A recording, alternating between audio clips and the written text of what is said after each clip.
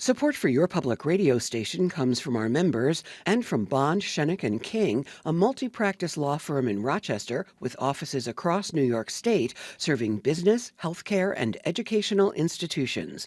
Online at bsk.com. From Renaissance Academy Charter School of the Arts, a public elementary school in Rochester with an arts-integrated curriculum designed to help children unlock neural pathways, overcome trauma, and thrive. Community support helps sustain programs and resources. More at renacad.org. And the Golisano Foundation, supporting Move to Include programming on WXXI and working with the community to lead change toward the inclusion of people with intellectual and physical disabilities. Share your thoughts at movetoinclude.org. From WXXI News, this is Connections. I'm Evan Dawson. Our connection this hour is made in an agreement to end the war in Iran. President Trump has called it more of a memorandum of understanding, with more work to be done to finalize the part of the deal regarding Iran's nuclear program. But the Trump administration says Iran has promised they won't pursue a nuclear weapon. So what exactly is in the deal? Vice President J.D. Vance says the entire deal should be released to the public for transparency purposes, and maybe that will happen later this week. The vice president says Iran could get up to $300 billion in new investment and recovery funding if they comply with the rules. As for bringing about a new democratic government, Vance says that is not our business. That's between the Iranian people and their leaders. But President Trump says the current Iranian leadership is not radical in his eyes. He says they've been easier to work with. That praise might surprise some observers. Trump seems satisfied with the current Iranian regime. He also said at the G7 today that if he changes his mind, we might just drop more bombs on their heads. We want to know what Iranian Americans think of all this. When the war started, we welcomed various viewpoints. No one we talked to was shedding any tears over the death of the Ayatollah. But there were different points of view about just how successful this kind of war could be. And today we follow up as the war seems to be winding down.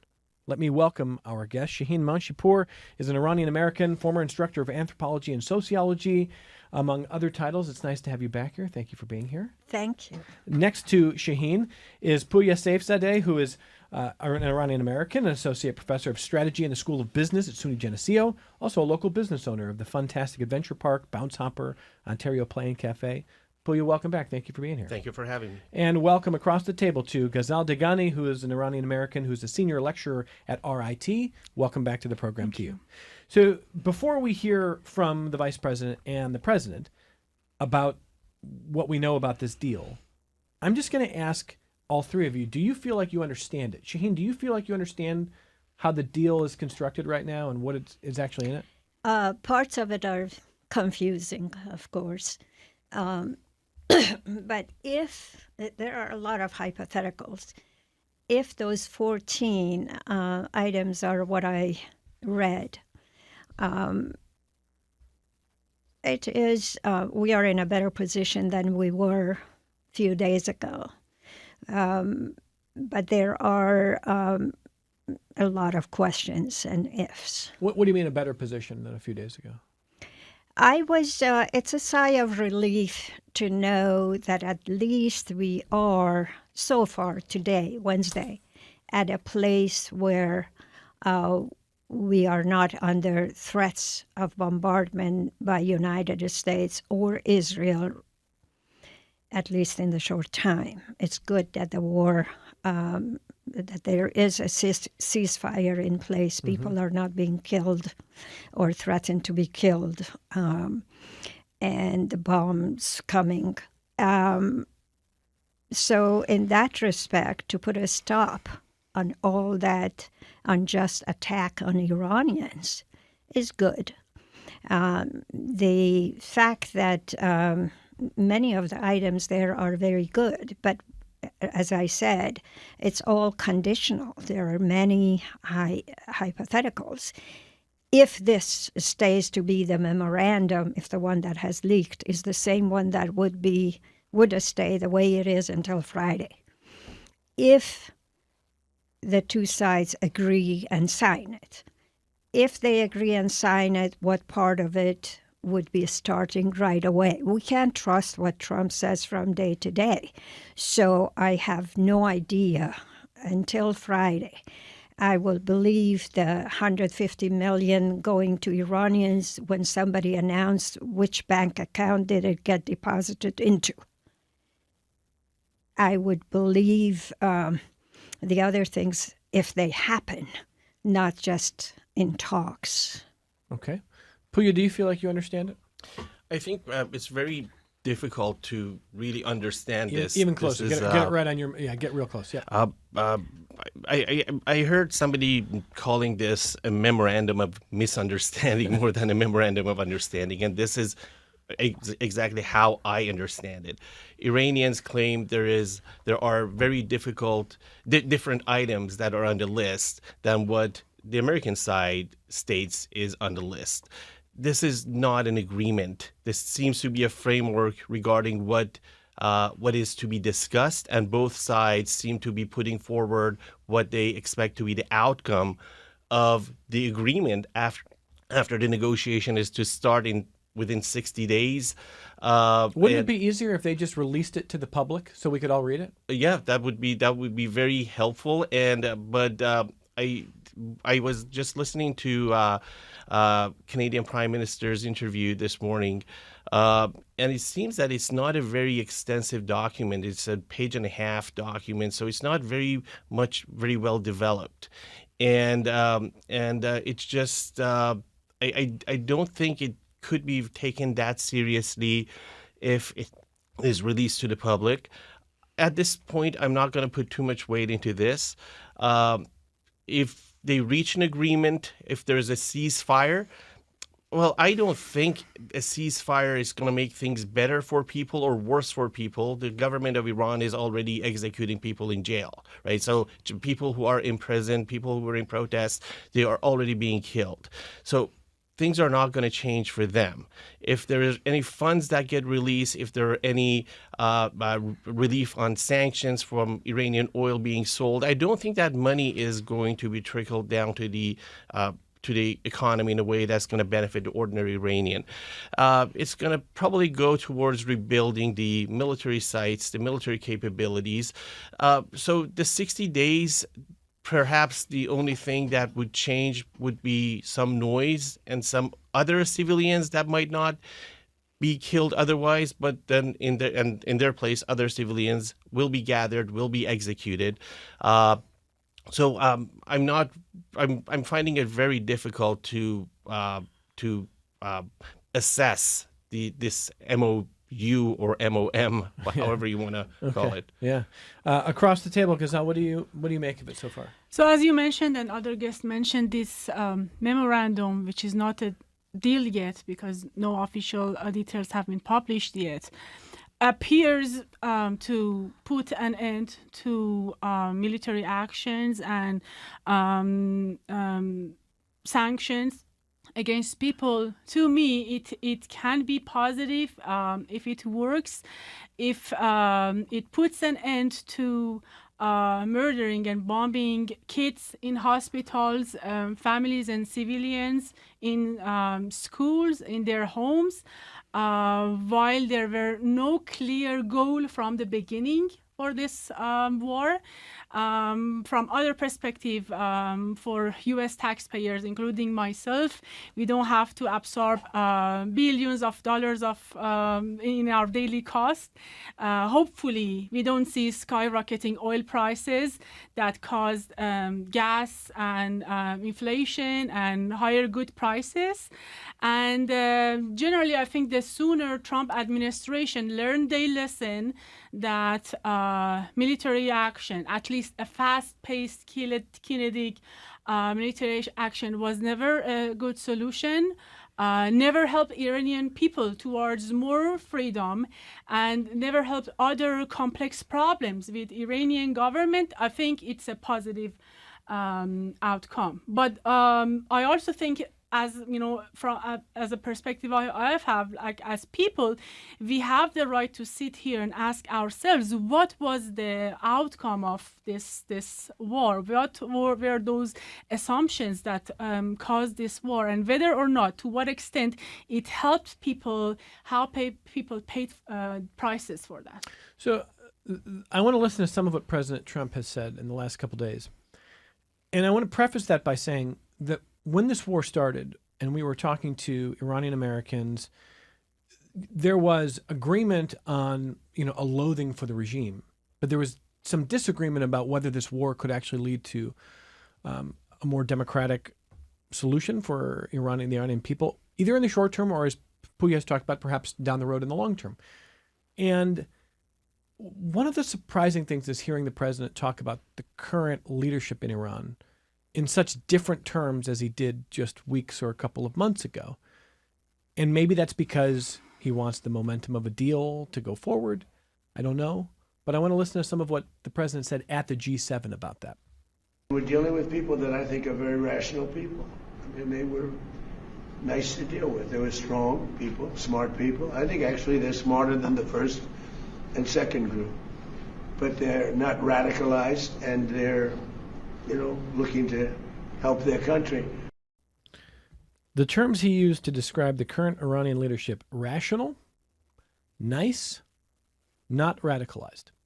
That is not a set of terms that indicates that this president feels like he should support the Iranians in rising up against them, or that he wants to follow through on what he initially talked about, which is backing the protesters, putting a hard line in on the torture and killing of the Iranian people, demanding some kind of regime change, and even comparing it to Venezuela, in which the president said, Venezuela was easy, and that's the model that we want to follow in Iran.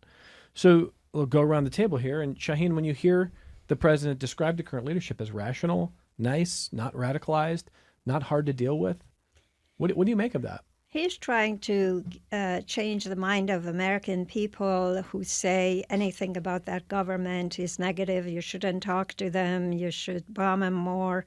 He's trying to say, no, this is a different group. They are not as bad. He's saying that we got regime change, and look, they're different. Yeah, and he's trying to say, look, we got regime change. Okay. That deal is done. And these new guys are okay, because he wants to see this situation moving towards something that would rescue him from being entangled in a web of things he has created for himself.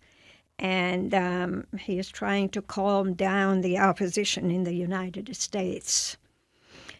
So it's a political babbling, but I don't know. We don't know. First of all, I don't think it's anything wrong to say nice things about a regime if it is truly more rational, and that's to be qualified. Like, what do you mean by rational? They are more friendly with you based on their own politics, you call it rational? Or are they truly more rational about what? We don't know. Well, he also said less answers. Radical. I mean, that's a he very says direct... they are less radical. Less radical to him is less opposing. He has been wishing for sitting across the table with Iran and negotiating a deal. So this group agreed, this new regime agreed to sit on the table with him and negotiate a deal. So that's a positive to him. They are not as radical as saying, no, we won't talk with you. Sure, but do you think the people in Iran who have suffered under a regime for decades view the current leaders as less radical and more rational? They don't know. We don't give people time to make up their mind. We are ahead of them trying to hurry up and make up your mind. I don't know what the new regime has been in place for just a couple of months, and entangled in this struggles for survival of the country, for Hormuz, but for all that. Could it be more democratic? Do you think it's even possible with this group? It could be. Actually, you know what? All this, I must say, I am not at all pro-Islamic regime. I've been one of the first ones in my generation to say this is bad. But the thing is, Iranians were making a little bit, inching towards more freedom, towards more democratic rules. It was not like terrible, the end of the story. Even with a terrible regime in many aspects, it has some positives that it's given to people. And people's lives are different from what we imagine. And I think it's important to remember that as bad as the regime is, it's up to the people of Iran to decide whether this is enough of a change in this new regime or not. And they haven't tested it yet. Let us receive that deal you made with the United States, and let us see how much of it you allow to trickle down. Mm-hmm. And if it's enough of a trickle down, maybe we would not rise up against you. Maybe if you, again, abuse us, abuse the nation, steal our money, steal our opportunities, we will rise up against you. So I think that is all up to the people. We can't just say anything positive said about any Iranian Islamic regime is bad. I don't know if it's bad or good. I take that point. And before I get to your co-panelists, because I know they'll have a lot to say, Pouya told us previously, and I'm sure he'll have a lot to say about this today, that one of the reasons he had some optimism about this war was because it might not produce a democratic change in a month or even a year, but it could plant the seeds for change in time. How? Okay, but I'm asking you if you see it that way. No, if you think this war could have changed the conditions that will eventually allow a more democratic regime. Absolutely not. You don't. I think it was a kind of attack that showed its face very quickly. It was against the people of Iran. And I don't think when you shoot people of Iran, you're going to move towards democracy. Those are two different things. Okay, let's ask Pouya, first of all, when you hear the President of the United States talking about the current regime as being nice, rational, not radicalized, do you see it that way? No, I don't see any element of this regime to be positive, nice, rational. I can understand that with removals of some of the key players of the regime in the early days of the war, there's some consolidation in power. Perhaps it's made it easier for the American side to negotiate with a more unified front, which is less in contention, less in competition for power. It seems more apparent that the IRGC has taken the reins of power, and there are gradually replacing some of the other active players with their own players. But thinking that this Islamic regime has given anything positive to the country, I think is preposterous. This has taken so many lives. Every inch of movement that this society has taken towards creating a democracy was not because of this Islamic regime. People have paid with their blood for those movements. They've come to streets. They've been killed in thousands, recently in tens of thousands. And just giving some credit to the regime that this has created the opportunity for people to do this, I think that's a step too far. This is a regime that is still unpredictable. This is a regime that is still ideological. This is a regime that is rational in the way that it thinks, that how it wants to grab power and how it wants to operate in the way of its ideology.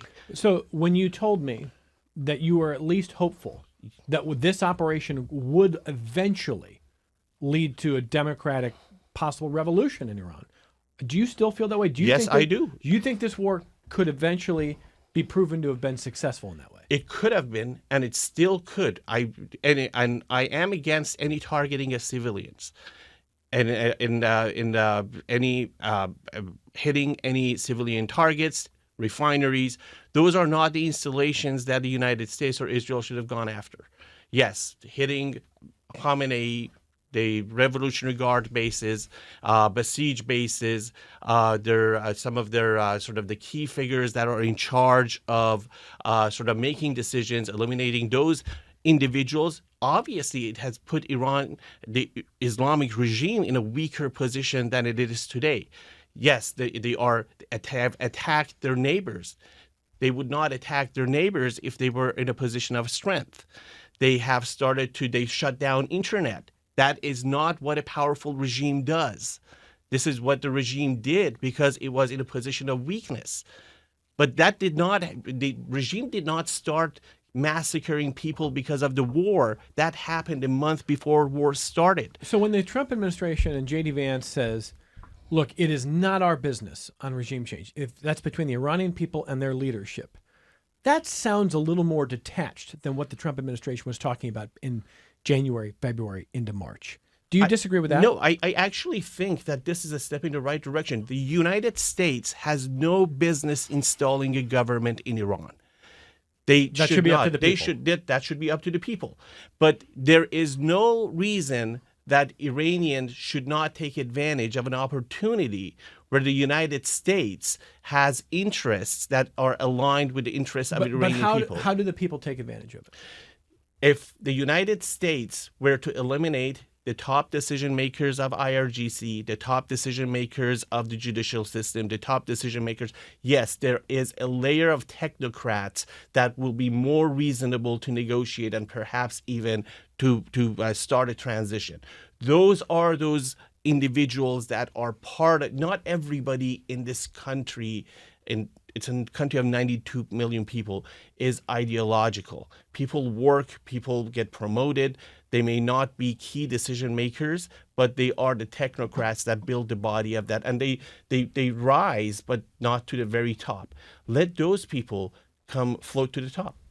All right, Ghazal, how do you hear it when the president talks about the Iranian leadership as being different, not Okay, radicalized? so first of all, I think this administration tried war a few times and it didn't work, and now we are witnessing a little bit of changing their position. But what I would like to emphasize is that this campaign, the military campaign from the beginning, was result of false, elusive, and wrong information about how complex the government and the society in Iran is, and through overly simplification of a government that is ruled by different groups and military groups and different councils, and this is now proven to be wrong, that assassinating some series of officials or even the supreme leader would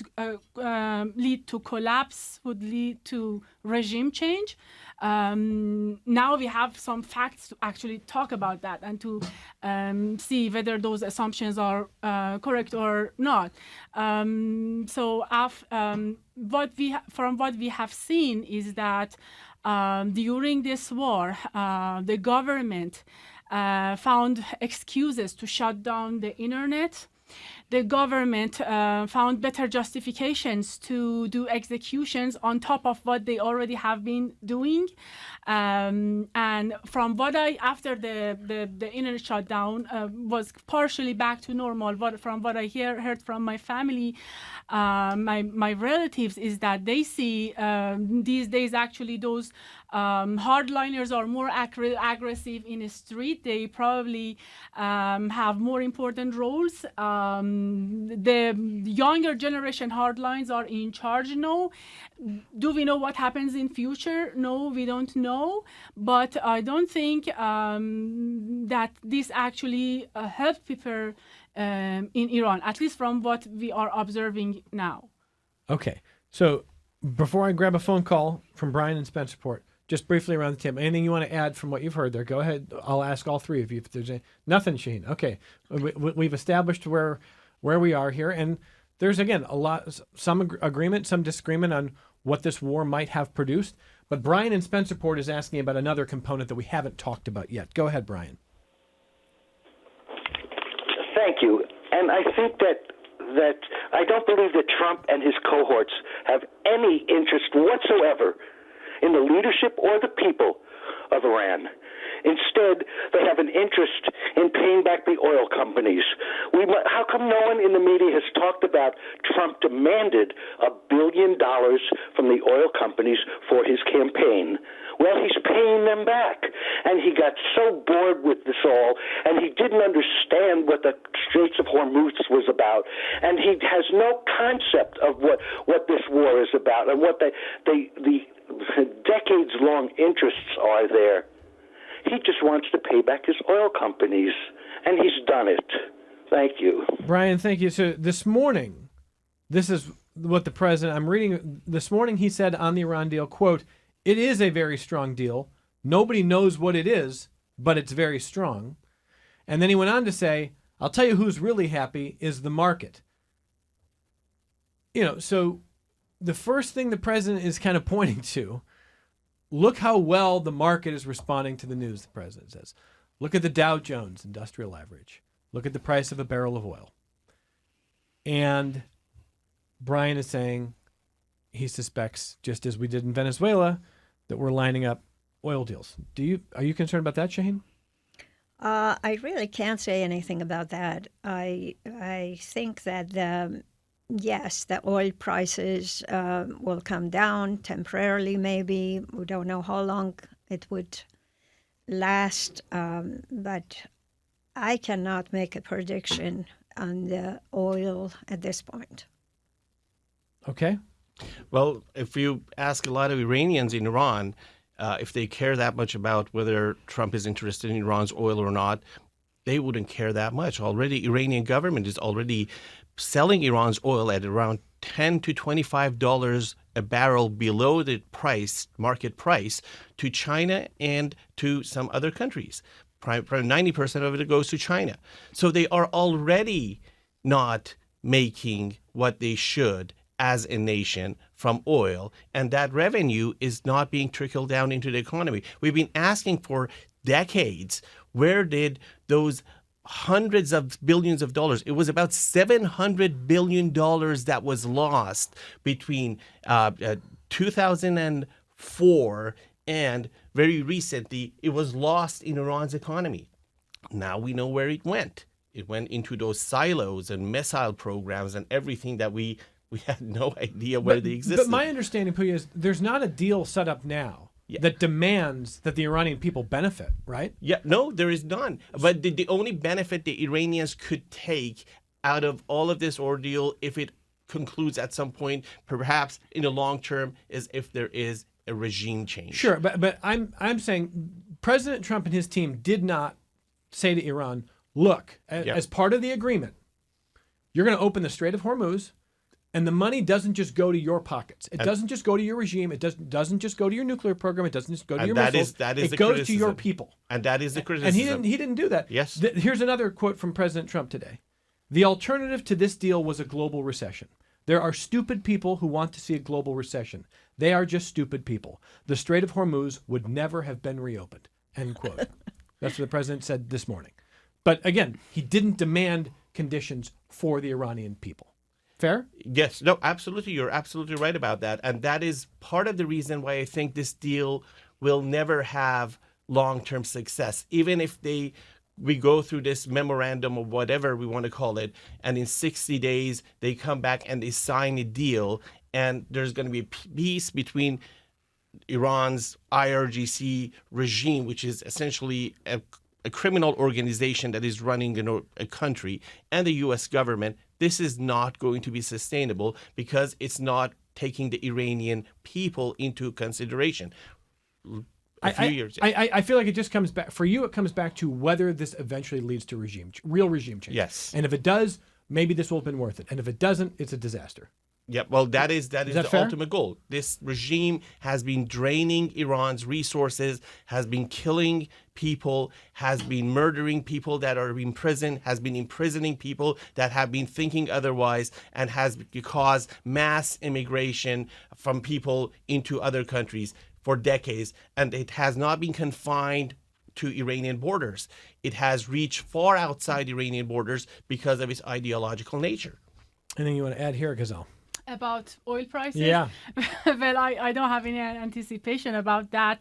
I don't know to what extent, the details of deal are going to work out for people. But what I know is that the Strait of Hormuz had been open already before the war. So I don't think this can be counted as an achievement of the war. You can't dig a hole in your backyard and then weeks later say, I filled the hole. Give me the credit. Exactly. Now there's no hole there. You're saying you're the one who dug the hole. Yes, exactly. Okay. Yeah, but you laughed at the president's quote about the Strait of Hormuz would never have been reopened. I had the same point, that you are the one who boasted that you blockaded it, and now you're boasting that you are reopening it. You just caused a lot of trouble, a lot of killings of people, bombing of people, Strait of Hormuz. He doesn't have any other choice. I think part of his decision is that he had to let go of his blockade. That's what was not sustainable. And he finally surrendered to those who thought they were very weak. Whatever Iranian regime is, it's not weak vis-a-vis United States. Anything to add there, Pouya? Yeah, well, I think, we're in the short term, it was these actions that caused the Strait of Hormuz to close. But it wasn't more than 5 years ago that Kayhan newspaper, which is one of the prominent hardline newspapers in Iran, which actually is one of those newspapers that sets policy a few years ahead of when it's executed, had an article published about how Iran should take control of the Strait of Hormuz through military action. This was on Iran's agenda. They were building all those installations around the Strait of Hormuz for years, for decades. Had Iranian missile program progressed long enough and their military capabilities developed longer, at some point they would have used this card. It would have not been this year, may not have been like in 2 years, but at some point they would have taken control of that because they have been discussing this for years as one of the most important geopolitical assets that they have. Jack in Greece, we're going to take your call on the other side of this break. We can read emails at connections@wxxi.org. The phone number, 844-295-TALK. It's toll free, 844-295-8255. Around the world, the Iranian diaspora had been sort of debating the merits of a possible war here. And we've talked about how some of the polling in this country, early days after the assassination of the Ayatollah, was around 50-50. It quickly shifted to about 2-1 against. But in this studio, you're hearing from people in that population, Ghazal Dehghani, Shahin Monshipour, Pouya Seifzadeh, who are telling us about their perspectives as Iranians and Iranian Americans who want to see a better future for the Iranian people. The question is, did this war do anything to make that possible? And that's what they're discussing. We'll take more of your feedback on the other side of this break. Support for your public radio station comes from our members and from Mary Cariola Center, supporting residents to become active members of the community, from developing life skills to gaining independence. Mary Cariola Center, transforming lives of people with disabilities. More online at marycariola.org. This is Connections. I'm Evan Dawson, and this is Jack in Greece on the phone. Hi, Jack. Go ahead. Oh, thanks, Evan. Appreciate it. Hey, I missed the very first part of the discussion, but I wanted to respond, I guess, two things. First is there was one of the women on your panel, and I didn't catch all the names. I apologize. But when the question was asked about freedom and give the people time to accept the new leadership, I just think that's from anything that I've seen. Now, you have people on the panel who have much more connections back to the Iranian people than I do. But anything that I've seen says the people that are in charge now are no different than the leaders that they took out. I mean, we have the Ayatollah's son. The same people are in place, except maybe even more radical. Now, before the war, before we started bombing Iran, we saw tens of thousands or many more Iranian citizens protesting in the streets. And they seem to, I would guess there's probably a very large number of Iranian people that want change. But what happened? The Iranian government slaughtered them. The people there can't fight back. you have a military, maybe it's a small percentage people in charge, but they're the ones that dominate. So I personally see this war as doing. I don't see the Iranians are weakened. The Israelis weakened them a couple of years ago, and they are weaker. But Iran is still, as far as their people's concerned, they are the dominant power. And I don't know what you call it, a dictatorship or a theocracy or some combination of both. But they're not interested in what the people in the streets want. They are interested in keeping their ideology alive. I have no doubt that we got into this war because Donald Trump was convinced by Netanyahu Iran is an existential threat to their life. They want to wipe out the Israelis, and the Israelis are fighting back, and he got us to go along with it. And now we're in the midst of it, and Donald Trump wants to do nothing but get out. So I don't think Donald Trump really cares about the Iranian people, and I think the Iranian people are in just the same stuck place as they were before it. And that's what I see, and we're just going to get out. All right, Jack, I do appreciate the call. But part of what Jack is referring to is some of the comments from Shahin earlier, so I'll start with you. Go ahead. Yes. I wasn't suggesting that the new regime is any better. I was saying that it's too soon to judge. I was pointing out that whatever is wrong with the new regime, as it was with the old regime, it is proven that U.S. and Israel attacking Iran would not improve that situation. That was my major point about it. Of course, Iranian people want to get rid of this regime. Everyone wants to get rid of this regime, not because they are a threat to Israel. That's phony baloney. It's Israel who's a threat to everyone, with their misbehaving every day. So you have a misbehaved Israel that creates these wars, gets Trump to go attack Iran and all of that. These are not solutions for Iranian people. Iranian people wish there was a superpower that they could invite him to please come, even bring your military and change our regime. And Mr. Trump says, that's us, we are on the way. And next day he says, no, our goal is not to change your regime, to bomb you because you have nuclear weapons. And then he says, you know what, we obliterated all those nuclear weapons. There is no uranium in Iran. Then the next day says, because they are going to demolish all of the United States with their nuclear weapon, we have an excuse to go fight. Because he doesn't know why he's fighting. Somebody, namely Israel, talked him into attacking Iran for his own political gain, probably. They told him you'll win the election or blah, blah, blah. So he's there. I'm not saying that the present regime of Iran is good. I'm saying it's up to the Iranian people to make that judgment. And for one thing, they need a superpower badly. Somebody who will be truthful. Somebody who could be trustworthy, somebody who would have the power, somebody who could do a surgical removal if they can, but not promise these things and they just come and do the bombing part. That was my point. Pouya, you want to add to that? Go ahead. I think Iranian people are in a better place, even if it doesn't seem that way. The RIGC has been severely hit. It seems like it's operating, but it's operating because IRGC has been trained to operate in asymmetrical warfare. That's what they did, how they operated during Iran-Iraq's warfare. It's created some hassle for the Iranian regime over the past 40 years, but they have learned a lot about this. If you go back to 2002, if you think about the Korean affair, that ship that was intercepted in Red Sea, that was a ship that was sent by a segment of IRGC to Israel, to Palestine, to PLO at the time, which was intercepted by the Israelis. The Iranian government was not aware at the time that this ship was sent. There was no dispute that this ship was sent. Later was found out that there were parts of IRGC that were operating independently.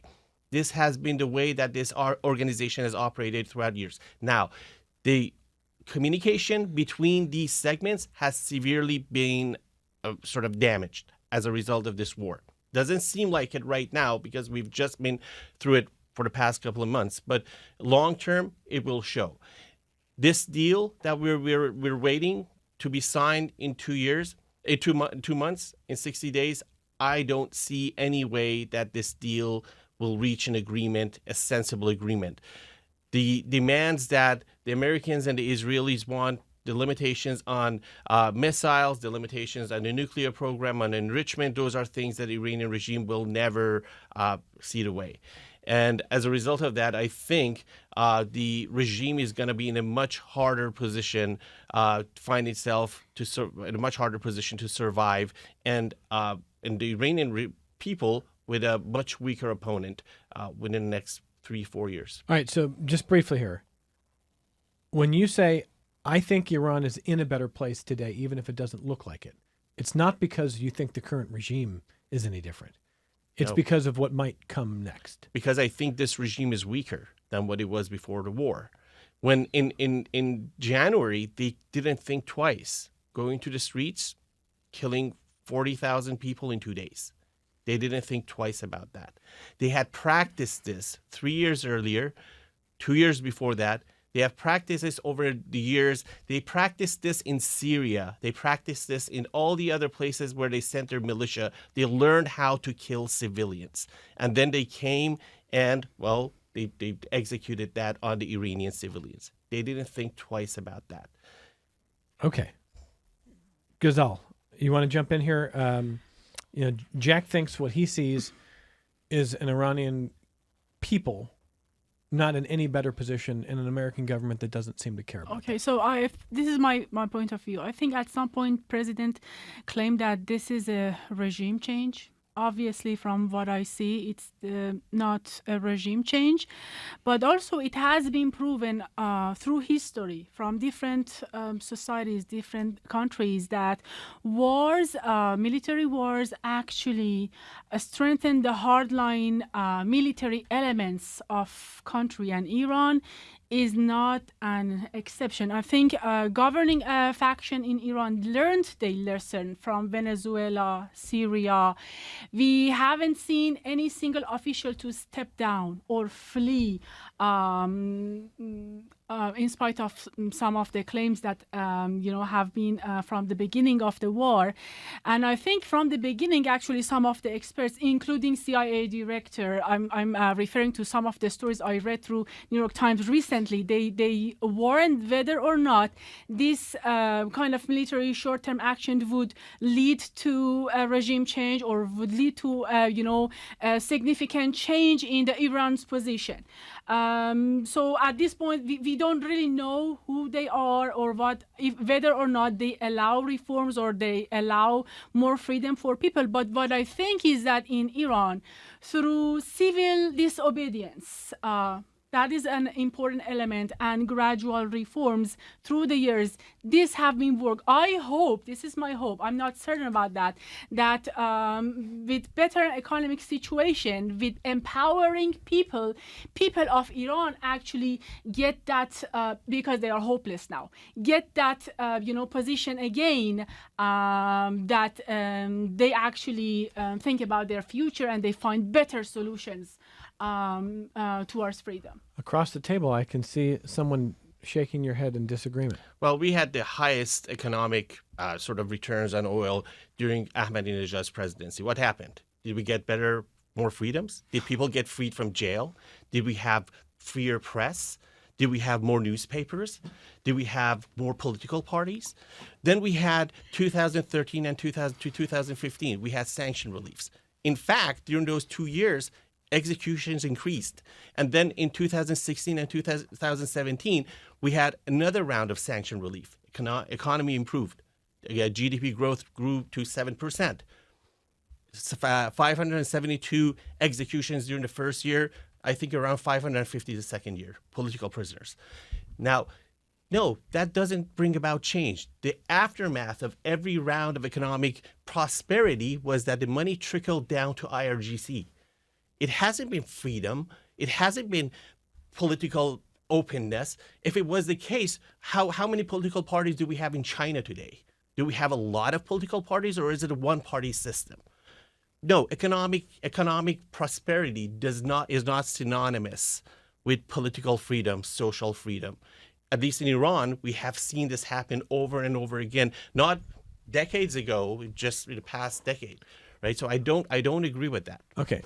Any rebuttal here? Anything else? So I just want to clear my position that I didn't say any more money would directly translate it into freedom, or Ahmadinejad is actually the person who started to legitimize the sanctions. I think Ahmadinejad, his personality is now known as a person who caused many of these troubles we are witnessing today. So no, I don't think this any money would, but I think transparency and freedom comes from civil disobedience and social groups, not groups led by government, like what they did in Ahmadinejad era.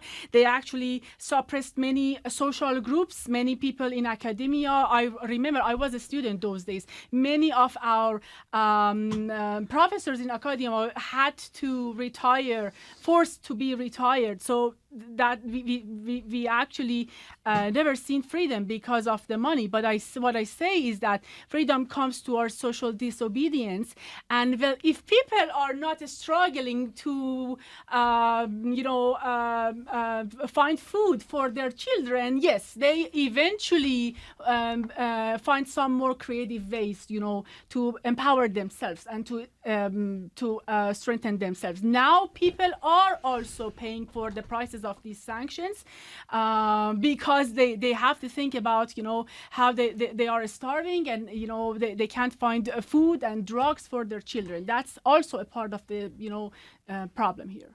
Shahin, you had your hand up. I want to say a point about this trickling down money, what will happen if Iran has relief from sanctions and from this economic situation, and the money, 150 billion, that, as I said, I don't believe it until I see it.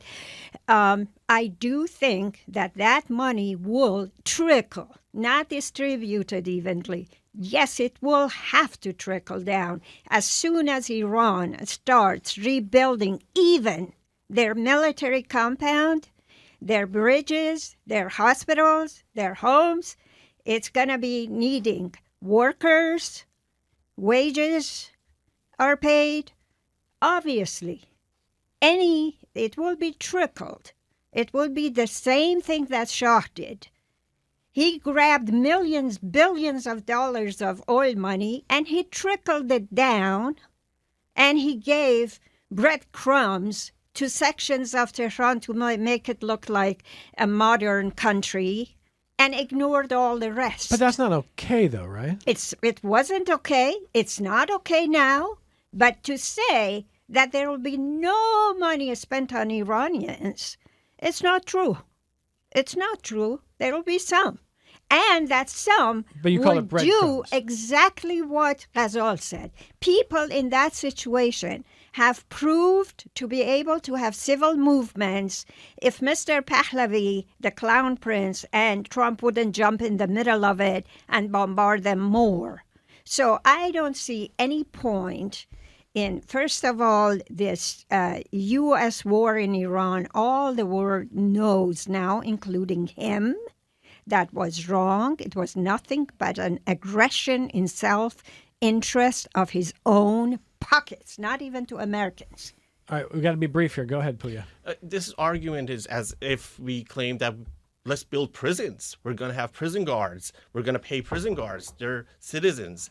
That's going to trickle down into the economy. We're going to have construction workers that are going to be being paid to build prisons. You just said that building military equipment, there are going to be workers that are going to be working. That is exactly what is going to happen. Now, to that issue of civil disobedience, we did have civil disobedience not long ago, this past January. What happened to those 40,000 people who came to the street when they were told to go back home? They disobeyed. They died.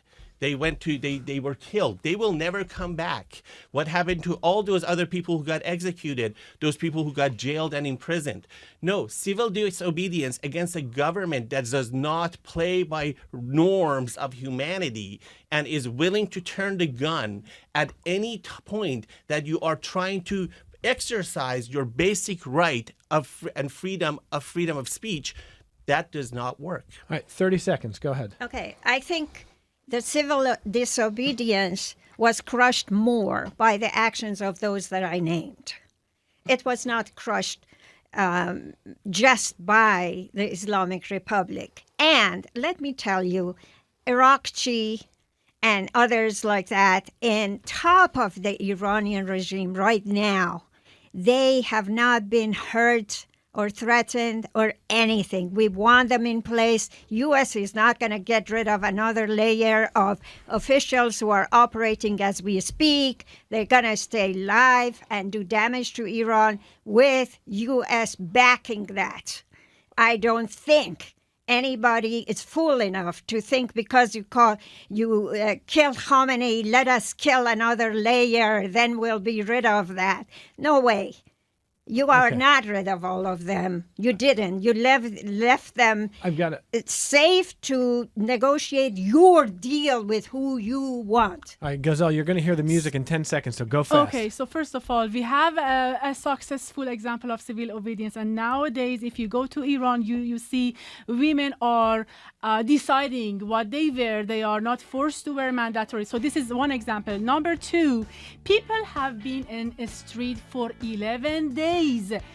Until President Trump interrupted and claimed that we have some Mossad agents helping you, there are some people helping you, and this actually worsened everything. So this was, I think, against people and against the benefits of the people who were already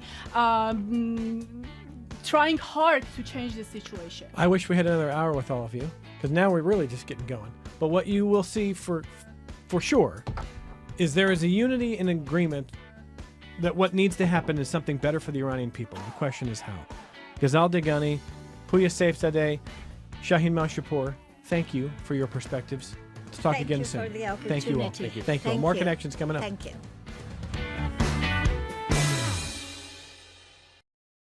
This program is a production of WXXI Public Radio. The views expressed do not necessarily represent those of this station, its staff, management, or underwriters. The broadcast is meant for the private use of our audience. Any rebroadcast or use in another medium without expressed written consent of WXXI is strictly prohibited.